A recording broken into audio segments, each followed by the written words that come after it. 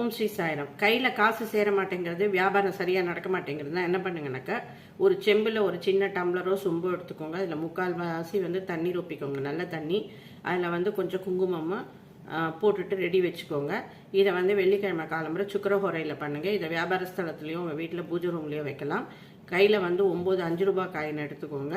ஒரு தடவையாக அந்த 5 ரூபா காயினை அந்த தண்ணியில் ஓம் குபேர லக்ஷ்மியை நமக, ஓம் குபேர லக்ஷ்மியை நமகன்னு 9 காயினையும் போட்டுருங்க.